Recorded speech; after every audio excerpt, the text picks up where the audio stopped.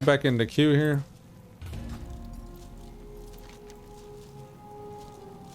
And we're gonna go assassination before I forget.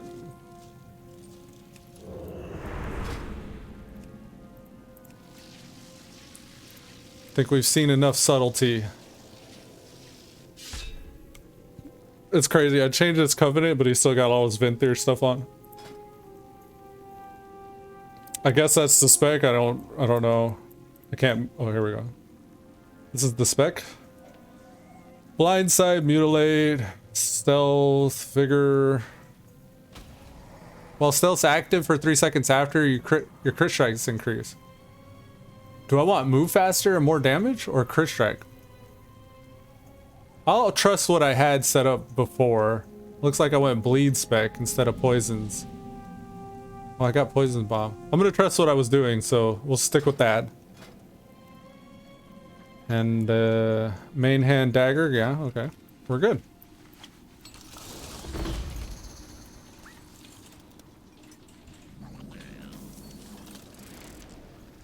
Alright, from here, hunting wood. Okay, so hunting grounds cleared. We're gonna get an item from this.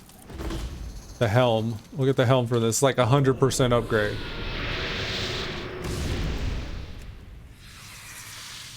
We need poisons. That's at 4.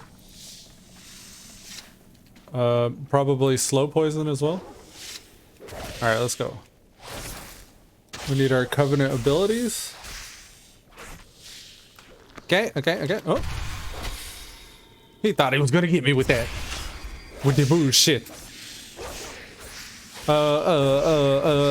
Requires 2 daggers. Oh, I need a second dagger. This one here? How's that? Do I have a higher eye level? Fist. Is it the dagger in my main hand? This is the dagger offhand. Let's do it. 57. This is a dagger. 13% upgrade. 60. Okay. And then the main hand doesn't have an enchant. Okay. We're not making it easy. Free him. There you go. Free him. Alright. Open with the garrote. Mutilate, rupture, vendetta, exsanguinate, Z is dirge? Mutilate, and venom, ambush. Cool, okay. I'm gonna keep healing up. I don't know what this egg's gonna do. Ambush? I feel like these need to be switched. Let's do that. Fan knives, and venom, mutilate. Yeah. We're at 50% on the objective. Here's a little clickable over here. Multiple clickables.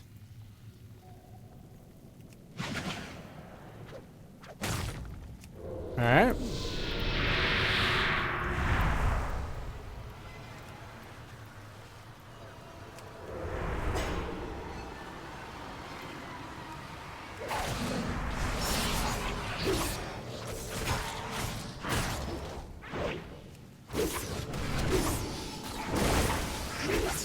Okay, that's mine. I was like, oh shit, he's puddling. That was me.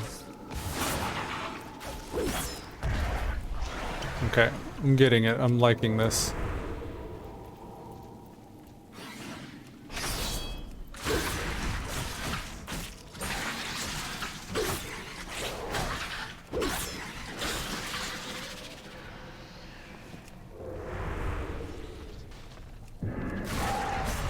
Sepsis there.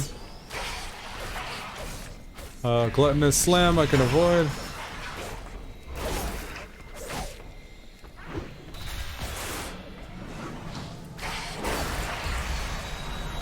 All right. There's some gloves we picked up earlier somewhere. That's the helm. There's a pouch of shinies here. I should be able to lockpick this lockbox. I think we're good.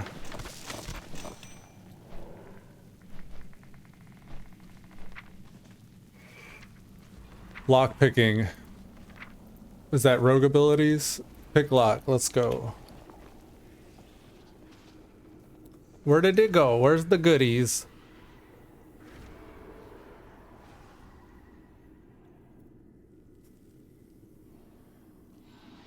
I don't see it. It was a locked chest, right? There. Skill not high enough. Okie dokie.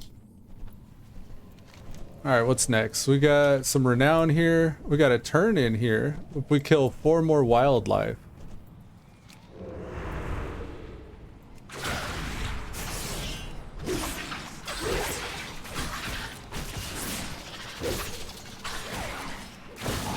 Get him, got him good.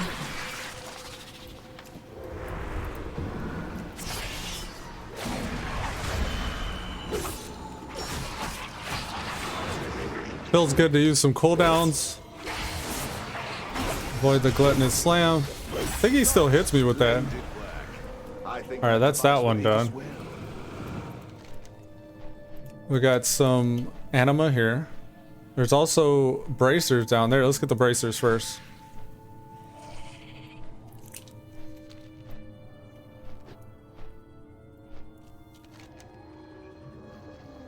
This one requires us to just eliminate threats, just kill. I love this. Just kill missions. The Fearstalker's Hopebreakers left these souls to rot. Please remedy this plight. Souls liberated as soul snares. Oh, we're getting multiple objectives here. We can eliminate Dreadhauler threats. Stalker Lodge assaulted. I don't know what that is. We don't need this guy. He's an elite. We can kill him.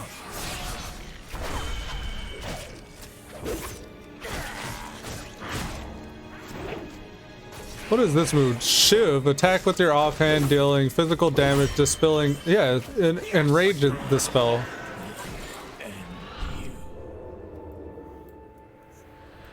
It has me using it when they're not enraged. So that's why I was wondering. I guess it can just be used as a damage ability as well. He's the master. It's too far away. What is this? I need to get closer. I can attack it. I need to target something first.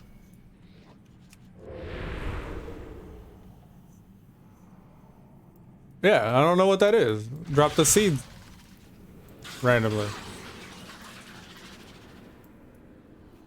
Okay. We need to get away from people because they're taking mine.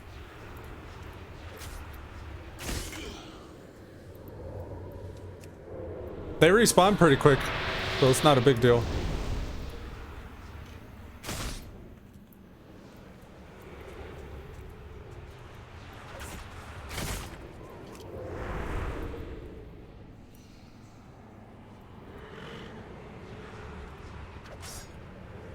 Alright, so we gotta destroy threats, which should just be easily killing people.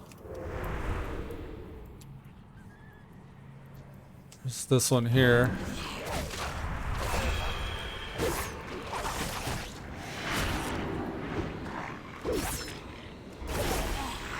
Maybe I'm not tracking their enrage, but I don't see them enrage whenever I'm dispelling their enrage. I may have it set to where I'm only showing my own buff.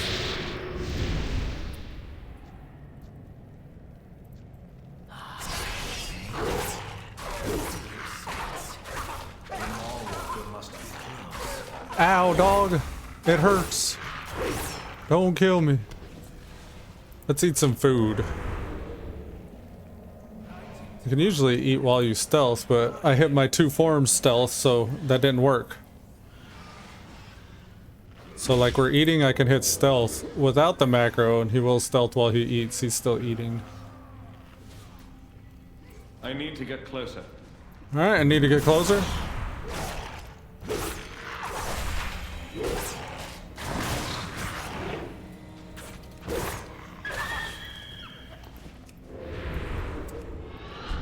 We'll get upstairs. Nope.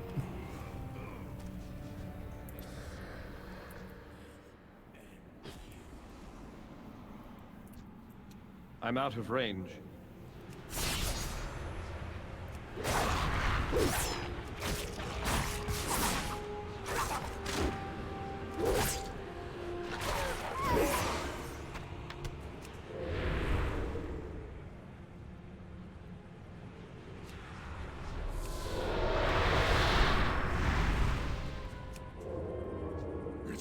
far away.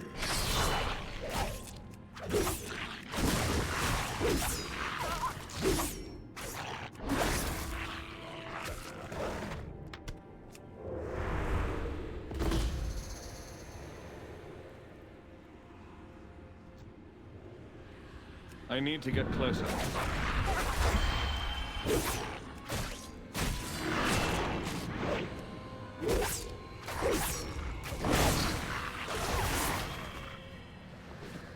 The dungeon's taking a while. Yeah, it should be popping right now. It should have popped a minute ago. What are they doing? We need healers, apparently. There you go. Almost as if on cue. I'm out of range. Now, or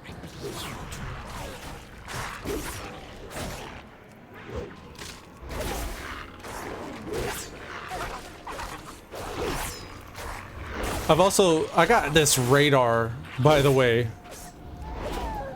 I get certain themes, certain subjects pop up on my awareness, and I see it everywhere constantly until I do something that addresses that or acknowledges that I've seen this. And sometimes just telling my wife about it, just telling her like, I'm noticing these themes, keep on noticing this type of thing happening, pay attention to this subject, because I don't know if it's for me or if it's for the people I'm around, or so I try to acknowledge or share or do something in like an acknowledgement. One of the themes that has been popping up recently is one that maybe I should be writing and like recording and journaling. This is like also one of those subconscious blocks I think I've had, because you know, various things that's happened in the past regarding things like tracking data and stuff like that. I don't know, man. I started getting into the weeds sometimes, thinking it out. I think that's why you need professionals to help you whenever you start trying to figure some really complicated, deep-seated shit out, because you'll hide it from yourself and you'll try to disguise it.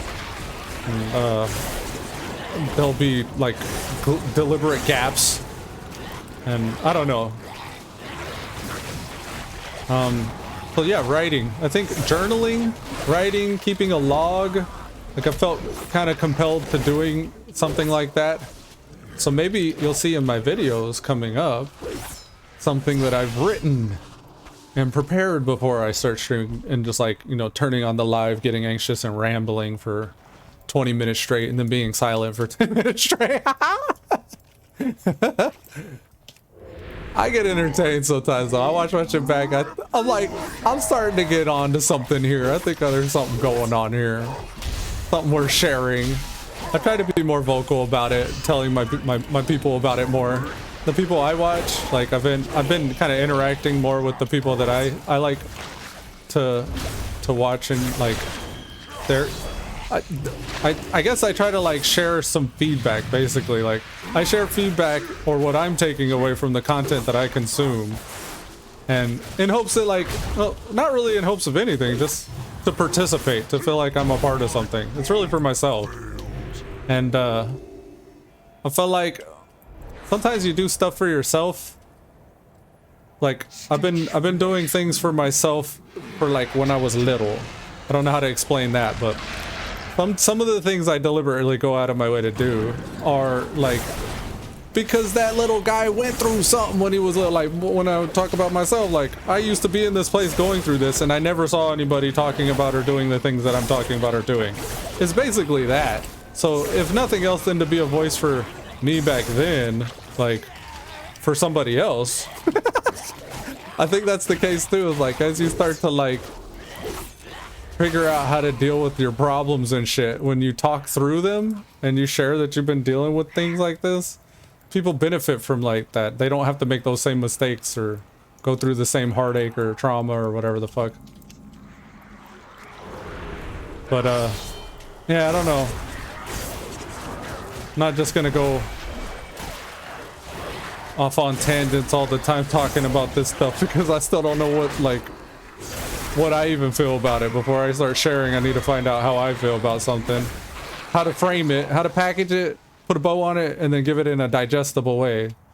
'Cause I think just rambling about it, like, you can end up hurting people's feelings and stuff, and that's not what I'm out to do. Like, I don't want anybody feeling guilty for anything that happened to me whenever I was young or growing up. I don't want anybody feeling like they're responsible or anything like that. Like, all of that shit's forgiven. I made it. Here I am. Like, I'm successful, like, wife and kids. I've had very many successful careers and explorations and endeavors in the world. Yeah, so I always imagine like my mom or my stepmom or my dad, my stepdad, somebody watching this later and be like, oh, he's talking about me. I did that to him. I don't want that shit to happen. So you'll see me dancing around shit, not saying shit directly. And it's because I care about the people I love and I care about their feelings, but I don't want to put them on the spot, put them on blast or anything like that. They know who they are. So that's basically it. I'm only grateful. I'm only grateful for all the good shit. I paid no attention to the bad shit because there's plenty of it. And if that's what you want to focus on, that's all you're going to see. So, yeah, I mean, in a way, me doing my channel and stream and expressing myself artistically with the guitar, creatively with potentially writing or anything like that, like, hopefully it just gives thanks to those people even more in ways that I can't actually say. Like, that's my hope. Like, I hope that I'm just putting enough good juice out there that somehow, some long way around, the butterfly effect affects them. Because they deserve it. Thanks. Because that's why.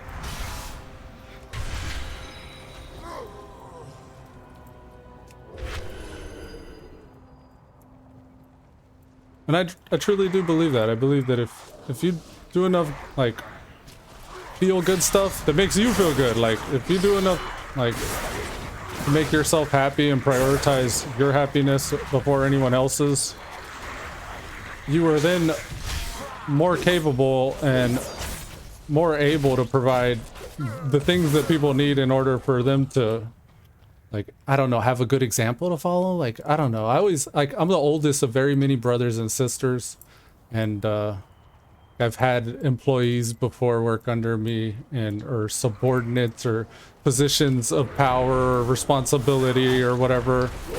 And my leadership style has never been one to tell you exactly what I think you should be doing, because I don't know what someone should be doing. I barely know what I should be doing half the time. So mine's more of one of example, like, watch me fail. Watch me go out there and make a fool of myself. Watch me try to find a different solution, try a different avenue of attack. Like, watch me research, watch me study, watch me not work, watch me take some rest, watch me take some respite. I think all these things are necessary. If you do things that you care about, then you need to manage your energy. You need to only focus on the things that you can control. And everything else is just a waste of time or distraction. Because ultimately, like, we all end up in the grave, right? We all end up down in the good old 6 feet under land.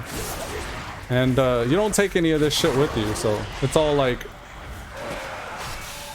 what did you do with it? What did you notice? What did you pay attention to? Hey, what was so great about this life? I always look for that. Like, I want to be able to, like, on my deathbed, be like, this is the shit I did.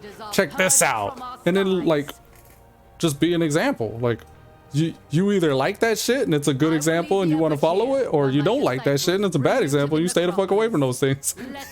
So it serves either way. Bad examples.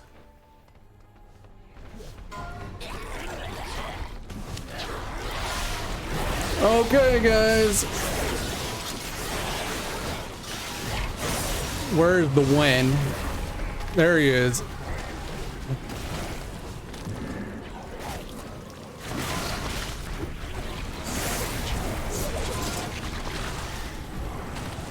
Incapacitated.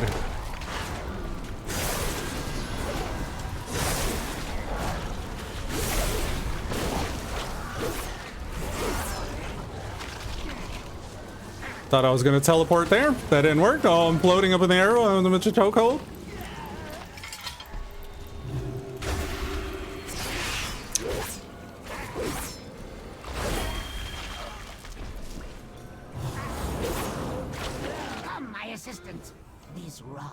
materials are in need of processing.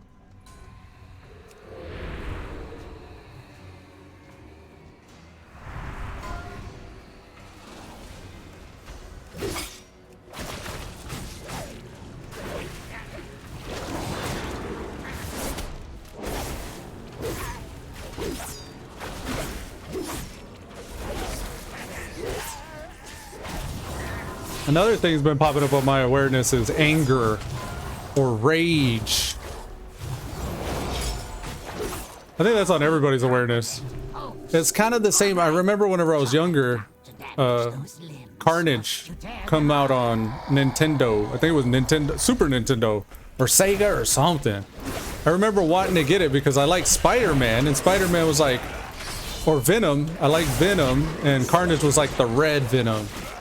I didn't really understand like any of the backstory or anything. I was young. I didn't remember any of the backstory or anything like that for Carnage. I knew that at that time Mortal Kombat had come out and video games were being looked at funny because of ESRB, like family safety ratings and stuff like that. They were worried that video games were making like kids, like they used to think TV was rotting kids' brains out. Like they used to think that violent video games made people violent. It's like this pattern has repeated in a sense whenever the new Carnage has come out. It's like acknowledging the seasons that we live in. It's like, oh, we've kind of come full circle, and it's like now this season again where the imagination sometimes, like, I think of it like a collective imagination that people have that's like bothered by and inspired by different things, and that's what you call like basically like pop culture and the zeitgeist of like what people are talking about and shit. So for example, like The Walking Dead, like mindless consumerism, like the public conscious is concerned with being like mindless consuming zombies, right?